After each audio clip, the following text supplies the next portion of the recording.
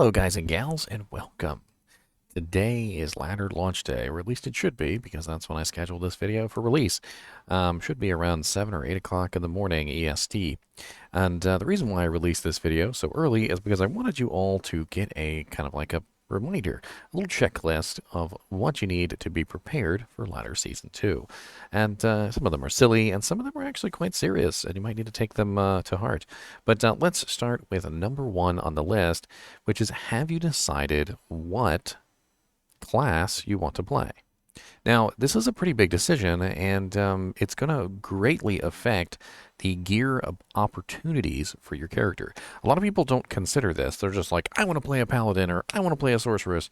But then they get into the game and they realize, well, everybody's playing a paladin and a sorceress, and getting a hold of paladin and sorceress equipment is next to impossible. And trying to get a paladin torch or a sorceress torch or anything like that can sometimes take you a very long time to actually obtain. Whereas, if you were playing a less popular class, like for instance a druid, you would be able to get a torch for relatively nothing, and most druid equipment would literally just be tossed at you because it is one of the least popular classes.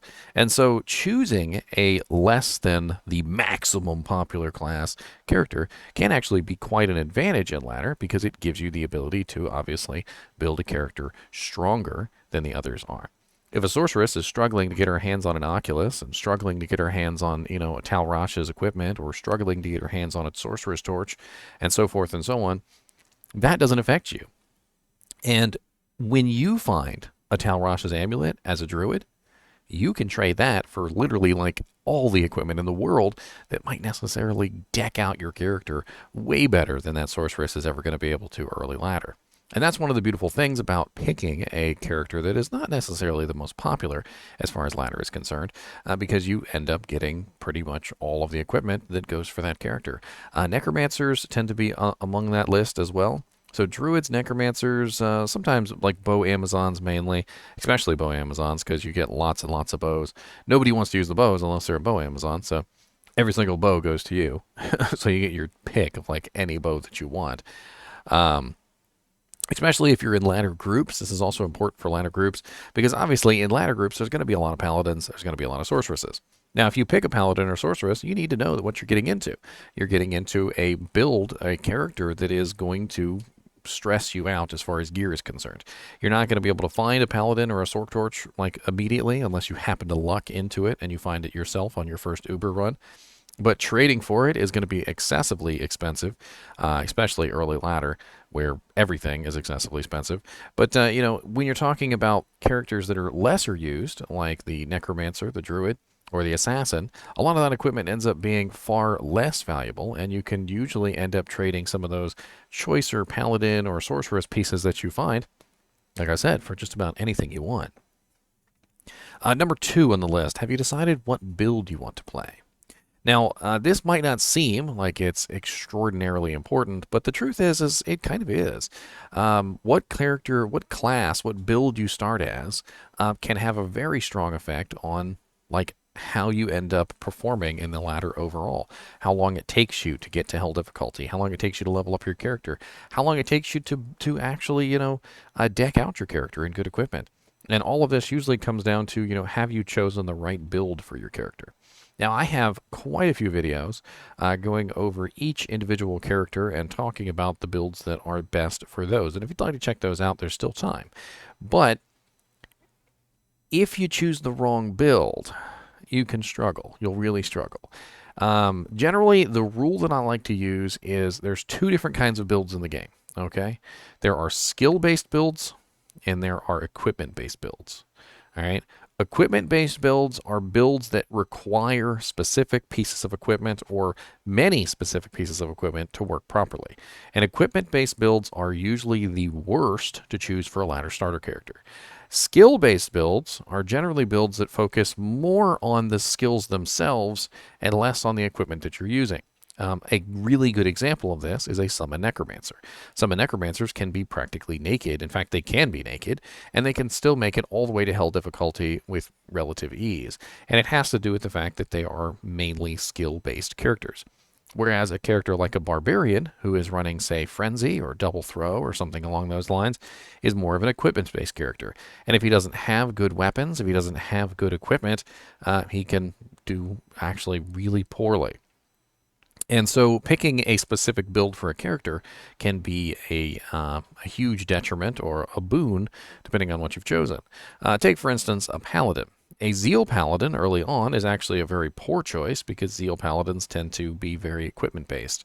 However, if you were to pick a Holy Fire Paladin early on, Holy Fire is a very skill based effect, a very skill-based, damage type, and so you can utilize that with something like Zeal, and to greater effect early on in the game to get yourself moving up the ladder. Now, eventually, you will find equipment. Eventually, you will be able to deck out your characters.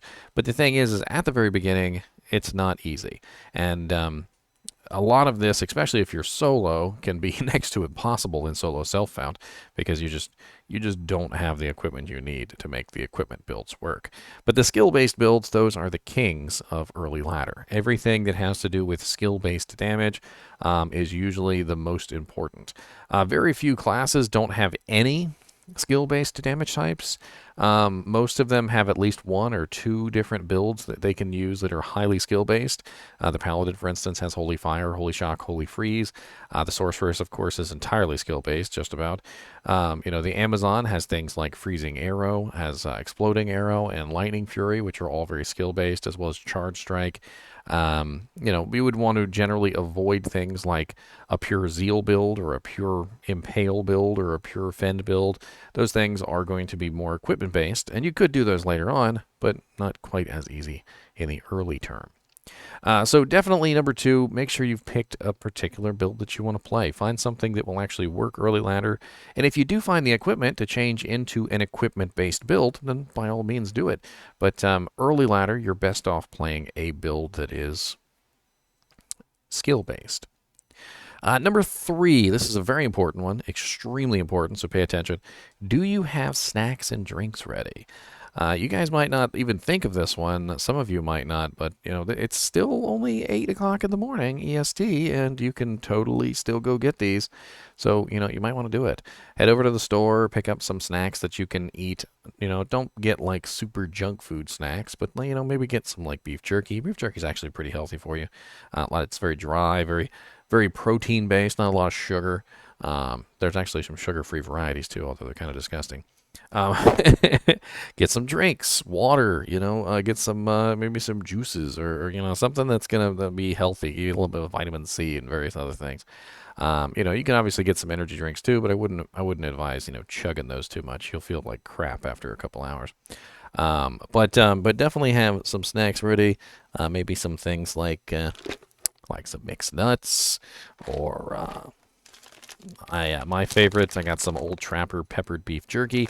This kind of stuff is going to keep you going, and it's going to help you, continue after those many hours go by. Our first ladder day that we were doing ladder, I think we were like 18 hours into ladder, and we still hadn't slept. And I think I took like a little nap. It was like a 4-hour nap. Went right back at it again. Number four, have you told all your loved ones you will be unavailable for the foreseeable future? This is kind of a joke, but it's also kind of serious too. You're going to be playing ladder for a while, and you might want to actually let them know, hey, this is like my Super Bowl. Like explain it like that. Like, this is my Super Bowl. This is my Super Bowl weekend. We're gonna be playing games all weekend. We're gonna be having a blast. We're gonna be chatting. We're gonna be talking. We're gonna be busting ass. And if you explain it that way, most people will understand. Because even if they don't understand what Diablo 2 Resurrected is, they will at least understand what the Super Bowl is usually, and they understand that it's a big deal, right? And so equating it to the Super Bowl for your loved ones will at least explain to them that this is something exciting for you. This is something that you would like to do. This is time well spent for you because this is your entertainment. And of course, when the Super Bowl is over, normal life will resume for the most part, and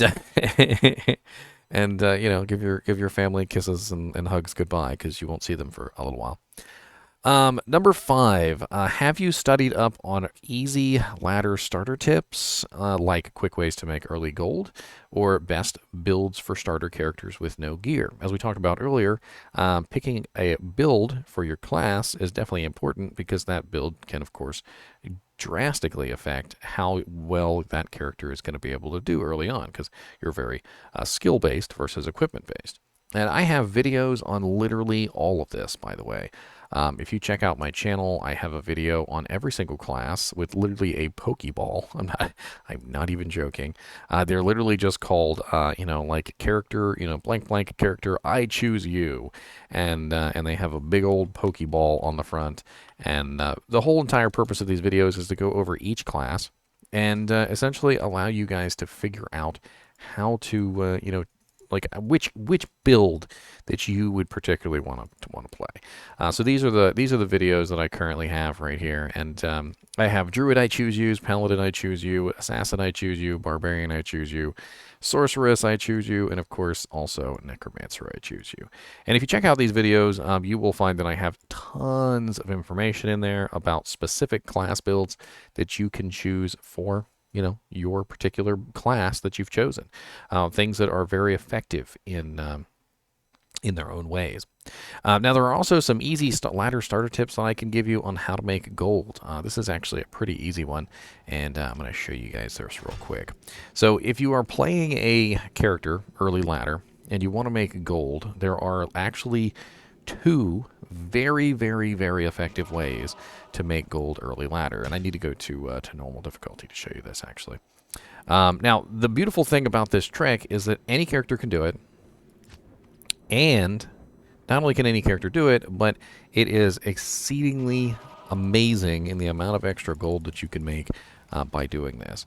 And let me go ahead and put these runes back in here. All right, so the first method requires chipped gems.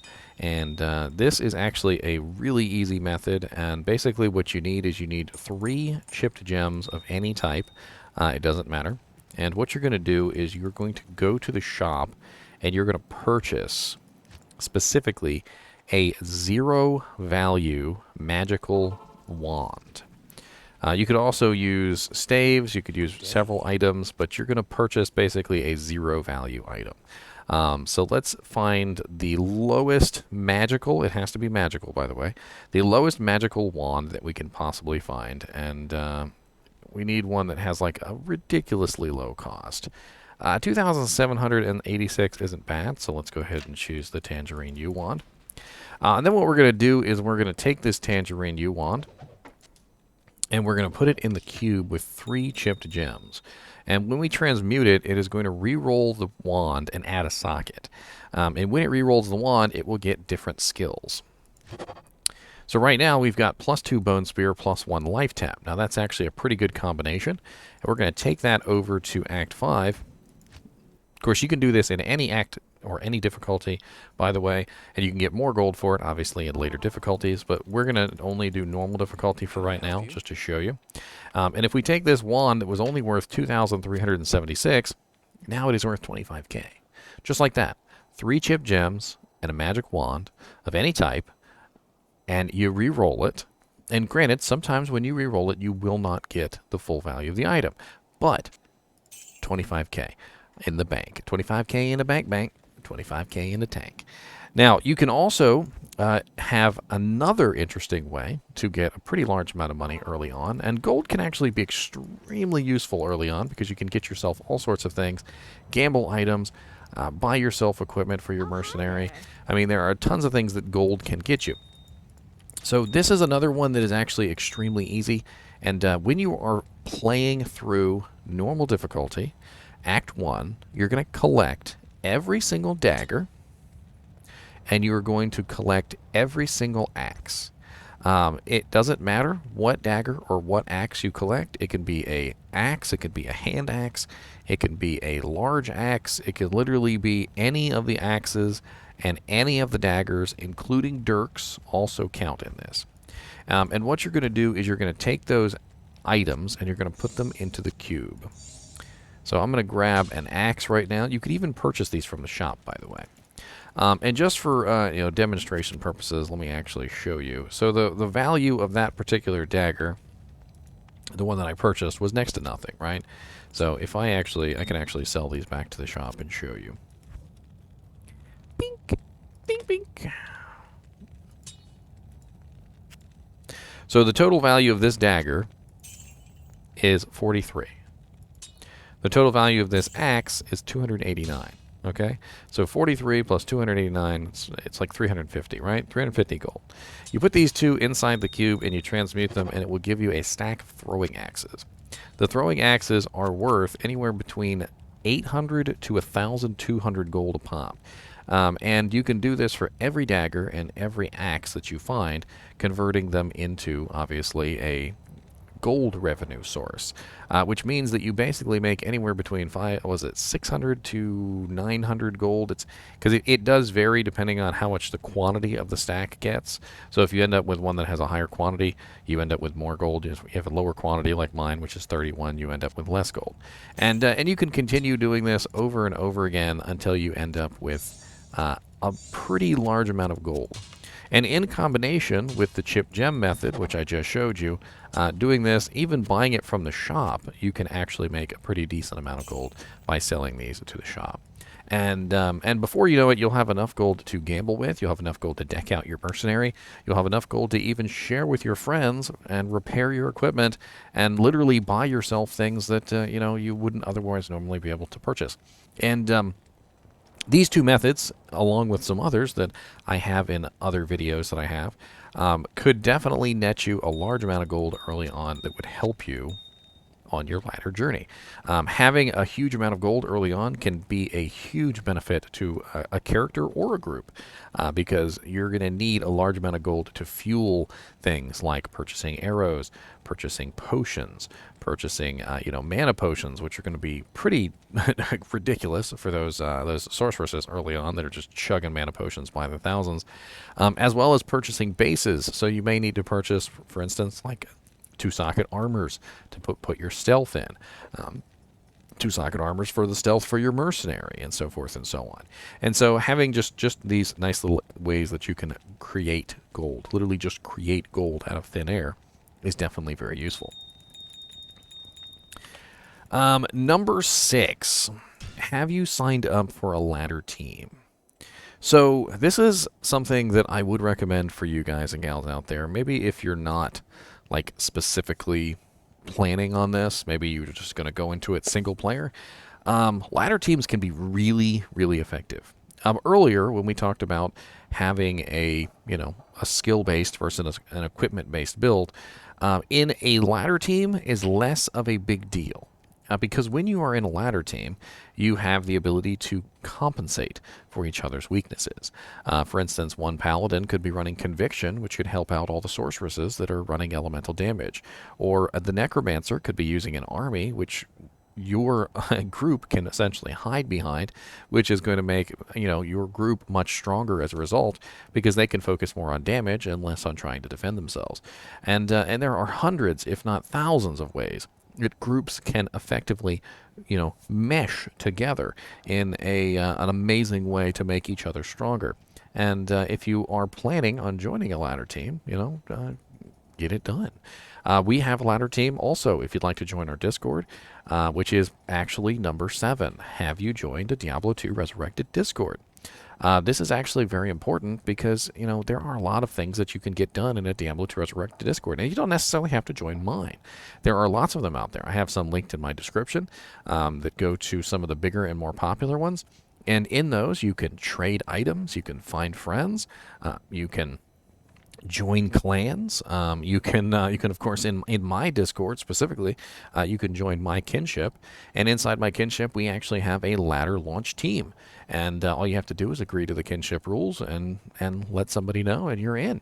And basically, we are going to be pushing this ladder together as a kinship. And right now we probably have like 6, maybe even 7 groups worth of people for this particular ladder. So this is going to be pretty exciting. And, having a Discord and a ladder team is definitely going to make this a lot easier. Because the thing is that in Diablo, a lot of the times you will find items that are not really necessarily very good for you. And that's sort of the rub, right? Well, if you're in a group, then every time a necromancer item drops, it's going to go to the necromancer. Every time a paladin item drops, it's going to go to the paladin. And every time a sorceress item drops, it's going to go to the sorceress. And so you have this very neat ability inside of a group to be able to share and beef up all members of the group with everything you find, as opposed to the latter, which is, hey, I found this really cool item, but it's not for me. Let me see if I can trade it. Oh, that guy's trying to rip me off. He's not going to give me what I want. Well, he doesn't have what I need anyway, so I don't even want to trade with him. He's just going to trade me something else that I don't want. And it gets kind of complicated. But when you're in a group, you just share everything with each other. You're specifically going to give every single item that belongs to those classes to those classes. Now, we do eventually find items that are obviously more universally sought after, like jaw runes and burr runes. What we usually do with those is we put them in an item, like we make a Chains of Honor or an Enigma or something of that nature, and then we raffle it off to the group so that it kind of avoid that situation where where everybody's fighting over one specific item. But hopefully this has been helpful to you guys out there for my 7 tips, a checklist on are you ready for ladder. All of this is definitely very important for your ladder start. And, once you've got it all checked off and you're ready to go, well, I'll join you there at 5 p.m. PDT, which I believe is 8 EST, and I'll probably be streaming before then, getting the teams ready, because I got a lot of work to do beforehand. I've got to get all the ladder teams set up. I've got to make sure that everything is distributed right within the groups, and we also have some kinship captains, which will probably be taking over a couple of the groups, as far as leadership is concerned. And, even then, like, we're going to be playing all day, probably all night, into the morning, and probably a little bit further past that, so we shall see. As always, I do appreciate you guys and gals watching my videos, even when it's just me ranting for 21 minutes about ladder starter tips. And you still have time. You still have time to catch up and do a little bit of research. Check out the Sunder Zone, the Sunder Charms. Check out the Terror Zones. Check out some ladder starter tip videos and get yourself ready. And as always, thanks for watching and keep watching.